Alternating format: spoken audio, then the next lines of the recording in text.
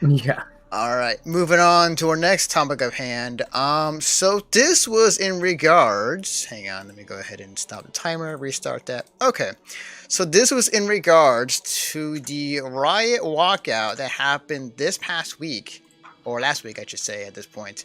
150 employees walked out. And here's the full article. Thanks to Kotaku.com, written by Celsia. I'm going to mispronounce your last name. I'm sorry. Celsia Di Anancio and Nathan Grayson. Over 150 discounted Riot Games employees walked out of the League of Legends publishers' offices in Los Angeles today to protest the company's stance on forced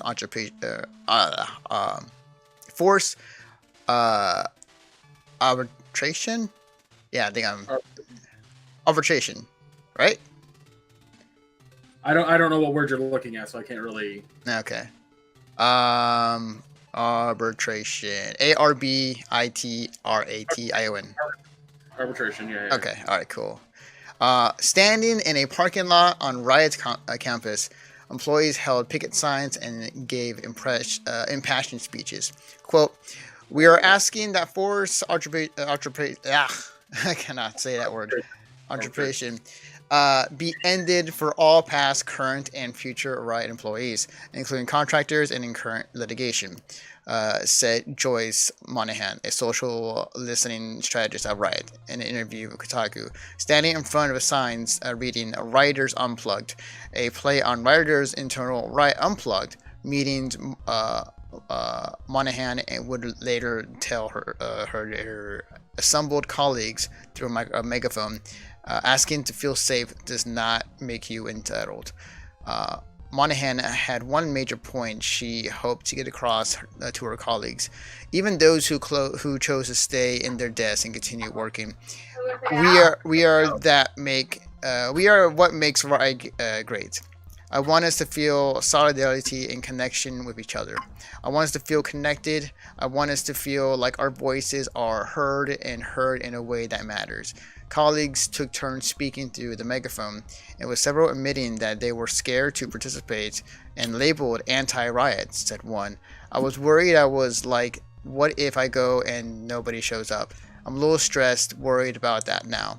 Others are showing their support with the hashtag Riot Walkout hashtag, which hundreds have been tweeted about. So this happened this past week, and 150 employees of Riot went out in protest and walked out and gave their passionate speeches, saying that the company needs to change in order for working conditions to improve. Every day we are getting closer and closer to that fucking developer union. Absolutely. Yeah, I really hope that becomes a thing. Mm-hmm. I mean, like, What's so sad to me is it's coming to light now.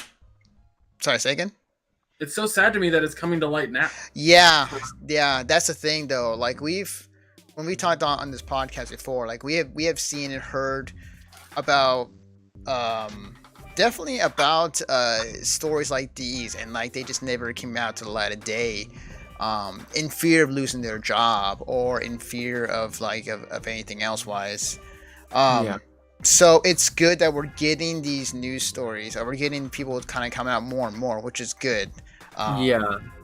And we need more of that. And part of it is like part of it is also us discussing it and other people discussing it out in the open, so that we can have this conversation. It's like, hey, we should have a union. Why has it been union for so long?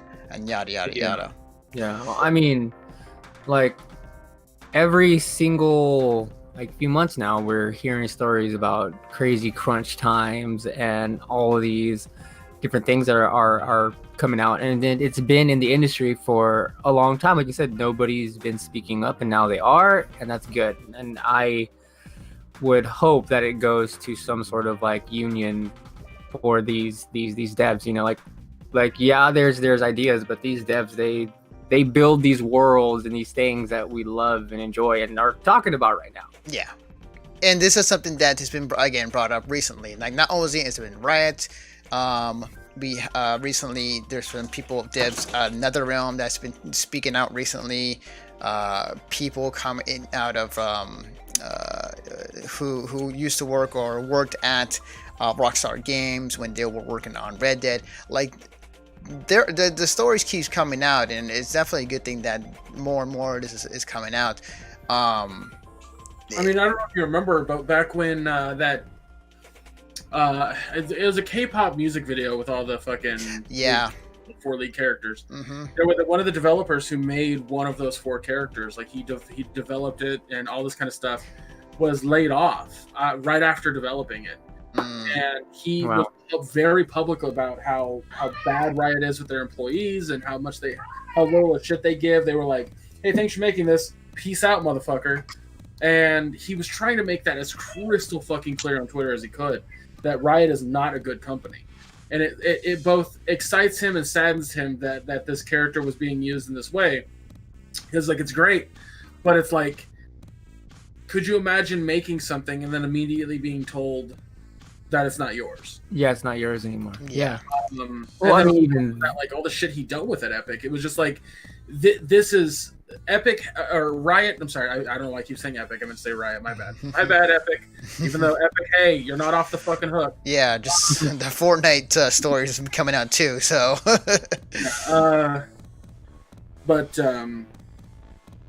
But yeah, he was very vocal about how bad Riot is with their employees, and everyone was just kind of like, "Oh, that's shitty. Hey, this music video is really fucking cool." Yeah, like I did not watch that music video. I know that I'm pretty sure it looked cool, and because at the time when that came out, it was like, you know, I would watch it, but at the same time, I kind of don't want to support Riot right now because they've. Okay, so here's a conversation you and I have had, Anthony, in the past about supporting these games. Support the games, because you're supporting the devs when you support these games. Straight up, no ifs, ands, or buts. Yes, it absolutely sucks on every fucking level that devs have to deal with this shit. But when you don't support the game, let's say a bunch of people go, "We're not going to play League of Legends or spend any money in that game anymore." What happens to those devs? They lose their jobs. Well, sure, yeah, but sword.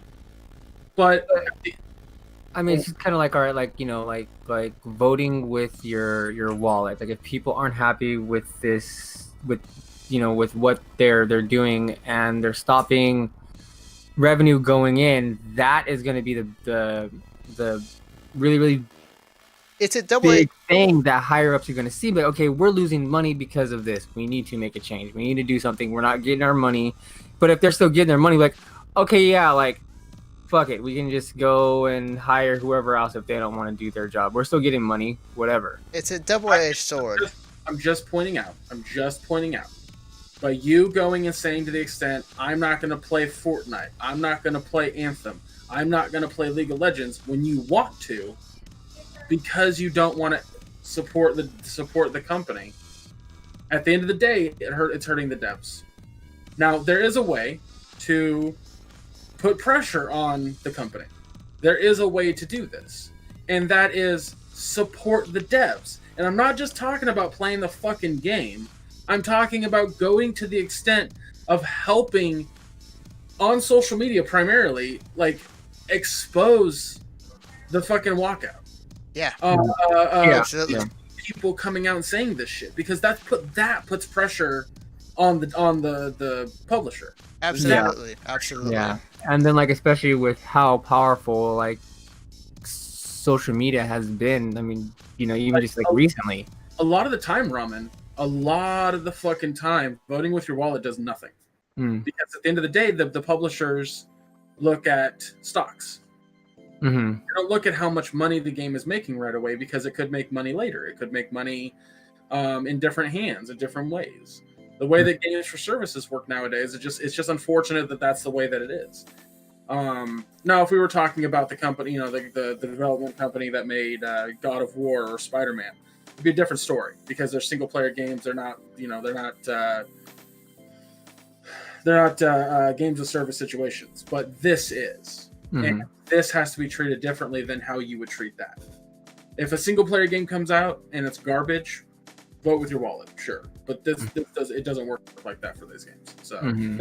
that's my point. And there are plenty of articles and people way the fuck smarter than me, kind of expressing and explaining why voting with your wallet doesn't work in scenarios like this. And I would definitely like recommend seeking those out. But also at the end of the day, deciding to not play League of Legends or Fortnite or Anthem or any other company that's causing crunch. And to speak on the other side, if I was somebody as a CEO and I was a company and people were still buying the game even though in light of the controversy, then I would say, hey, we're still making money. There's a controversy going on, but like we're still making money, so I don't see no issue here. And that's what they would see. Situation, Anthony, of if you can convince investors to not invest in the company post game release, that is a big deal. Mhm. And if, for example, something like this big ass protest, and it gets a ton of traction, and a shit ton of people are talking about it, and it's putting more and more pressure on those publishers, on the higher ups at Riot, then we could see a huge dip in investors, a huge dip in that money. And if that huge dip comes, that will be what forces their hand. That or union. And I think that the biggest thing is these devs, and not all because for some devs they as they stated in the article, like they're afraid they might lose their job or worse. Like I really hope that more devs come out more and more so that we can see the people that are tweeting on Twitter and like saying like, hey, I used to work at this company, or hey, I work here and it's shitty. People will gain support with them in that way, and a lot of devs are not even like full-on employees. They're contracted for a short period of time, and they're constantly promised, full-time with benefits and all this stuff that never fucking happens. Yep. So like there's a big problem, and I just don't think that not playing the games is the solution to that. That's the situation. So. Oh yeah, it's going back to the fact of like these devs. There needs to be a union for them. Going like a union route, so that way they're protected and they have their rights and they're entitled to something for all these hours and years spent on a project or multiple projects. Yeah. Okay, like when the game dev company comes and it happens, like I'm okay with spending 8 years waiting for a game. I don't care. Like, no, same agreed. Here. And the direction we're kind of the way it is going right now, like it looks like we're getting closer to the dream of having a union for game devs, but we're still also very far away. But we got to keep talking about it on this podcast and elsewhere on the internet. That's my problem. Like there was a little cartoon that I saw the other day that I thought was brilliant. It was the first panel that showed a whole group of people, and it says, we're gamers and we want one thing. And it showed the second panel was a guy like standing there's like, yeah, and the third panel was we want game dev rights and a game dev union to protect game developers from blah blah blah. And the last panel, it showed like him alone running towards it, while the huge group was just like, we don't like Epic for arbitrary reasons. It was shit like that. Like it was really fucking funny because it's true. It's so fucking true nowadays that gamers in general will cause a fucking, no pun intended, riot for stupid shit that doesn't matter. Where the cost of human, I don't want to say suffering, but it's fucking damn near it. It's far more important to me than any game I'm gonna play. Yeah, agreed. Yeah, it just gamers and people just need to know more. They need to be more informed of how a game is developed and that there are people behind it that make them. So, all right, transition. It's a good thing that my Why You're Wrong segment is going to be nice and short. Oh, awesome.